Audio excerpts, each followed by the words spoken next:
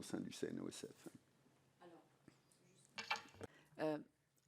J'entends alors la question de la planification des actions et voilà, suite à cette étude et de tenir compte du contexte effectivement et des JO. Moi, j'ai une question par rapport à cela, parce qu'on voit bien que finalement, le CNOSF, bon, vous avez fait cette enquête, donc vous mettez un questionnaire pour les fédérations, elles n'ont pas d'obligation d'y répondre.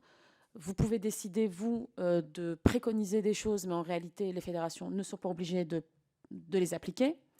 Donc, pour vous, la seule manière de faire en sorte, quand vous avez identifié un problème, de faire en sorte que les fédérations y soient obligées, c'est en passant par le ministère des Sports.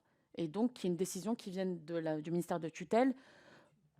Alors, est-ce que c'est le cas ou pas? Est-ce que quand le ministère des Sports prend une décision, par exemple, sur le fait de dire, eh bien, en fait, on informe tout le monde quand il y a un contrôle d'honorabilité qui se passe mal, y compris interfédération, est-ce que c'est appliqué immédiatement? Est-ce que les fédérations le font? Je pose la question parce que les comités d'éthique sont obligatoires et ils ne sont pas mis en place partout.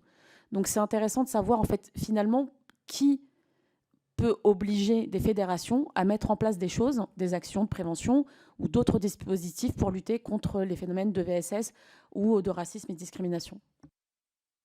Et juste quand même pour compléter, cette étude, si elle avait eu comme donneur d'ordre le ministère des Sports, est-ce que les réponses auraient été obligatoires par les fédérations? Alors, effectivement, le ministère a tout à fait la capacité d'imposer aux fédérations donc, un certain nombre de choses, ce que ne peut pas faire le CNOSF. Le CNOSF est une association qui fédère 109 fédérations, 109 fédérations qui sont indépendantes, autonomes dans leur fonctionnement. Et donc, la mission du CNOSF est bien d'accompagner les fédérations donc, dans leur stratégie dans ce domaine. Et donc, nous ne pouvons pas imposer, nous n'avons pas de pouvoir disciplinaire, donc le CNOSF a simplement la vocation d'accompagner les fédérations dans ce domaine. Je crois qu'il faut en avoir conscience, effectivement.